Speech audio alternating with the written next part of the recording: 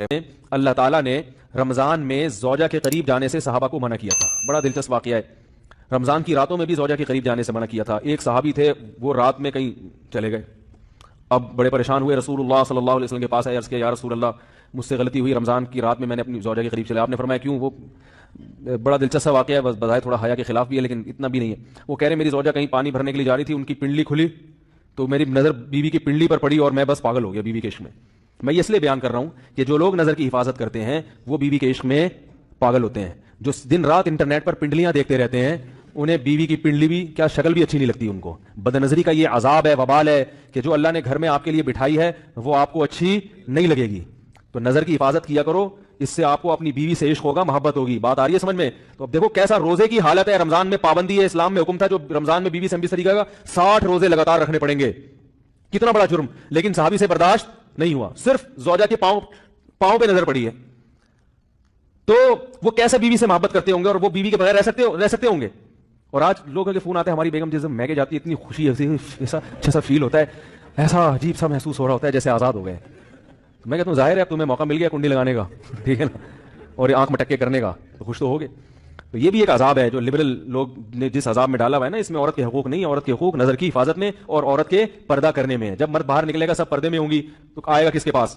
بیگم کے پاس ہی آئے گا. تو اتنے منہ کالا کرنے کے راستے کھول دیے ہیں تو ظاہر ہے پھر کامیاب ازدواجی زندگی نہیں ہوتی. تو نبی کے پاس آئے, عرض کیا یا رسول اللہ میں برداشت نہیں کر پایا, تو آپ مسکرا دیے. تو وہ نبی کے پاس گئے, یا رسول اللہ ایسے ہوا, مجھ سے غلطی ہو گئی. تو آپ نے فرمایا کیوں؟ فرمایا ایسا ہو گیا تھا. تو آپ صلی اللہ علیہ وسلم نے فرمایا 60 روزے رکھو لگاتار. انہوں نے فرمایا ایک کی طاقت نہیں ہے, اس میں یہ ہو گیا 60 کیسے رکھوں گا, نہیں ہے طاقت 60.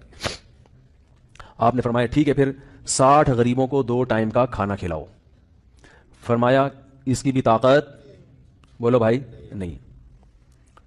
اتنے میں ایک صحابی لائے کوئی چیز صدقہ کرنے کے لیے. تو آپ نے فرمایا چلو اصل حکم تو یہی ہے کہ 60 روزے یا پھر 60 غریبوں کا کھانا, وہ نہیں تو چلو فی الحال ان کو تنبیہ کے لیے کچھ ان سے صدقہ کروا لیتا ہوں. فرمایا چلو یہ فلاں خیرات کی ایک چیز لے کر آئے ہیں, تم یہ لے کے غریبوں میں بانٹ دو. انہوں نے فرمایا مجھ سے زیادہ غریب پورے مدینہ میں بولو بھائی کوئی بھی نہیں. آپ صلی اللہ علیہ وسلم مسکرانے لگے, فرمایا جاؤ کھاؤ اور بچوں کو کھلاؤ. واہ بھائی غلطی بھی ہوئی اور گھر میں راشن بھی آ گیا. تو اس کے بعد قرآن کی آیت نازل ہوئی کہ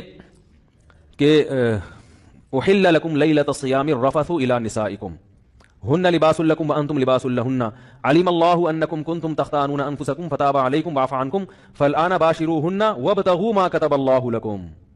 فرمایا اللہ کو پتا ہے کہ تم اس حکم پر عمل نہیں کر سکتے, لہٰذا رمضان کی راتوں میں تمہیں اپنی بیوی کے پاس جانے کی اجازت ہے, لہٰذا ان کے پاس جایا کرو اور اس اولاد کو تلاش کرو جو اللہ نے تمہارے مقدر میں لکھ دی ہے. قرآن جہاں بھی بیوی سے ریلیشن قائم کرنے کی بات کرتا ہے اولاد کا ذکر لازمی کرتا ہے, یعنی تلاش کرو اس اولاد کو جو اللہ نے تمہارے لیے لکھ دی ہے. ما کتب اللہ لکم, ما کتب اللہ علیکم نہیں ہے. علا کا مطلب تمہارے خلاف, لکم کا مطلب تمہارے فائدے کے لیے. لام عربی میں نفع کے لیے آتا ہے, علا عربی میں ضرر اور نقصان کے لیے آتا ہے. فرمایا یہ نہیں کہ اس اولاد کو تلاش کرو جو بطور پینلٹی کے اللہ نے تمہارے متھے لگا دی ہے, جو اللہ نے تمہارے فائدے کے لیے لکھ دی ہے. اس سے پتہ چلتا ہے اسلام اولاد کی کثرت پہ کس قدر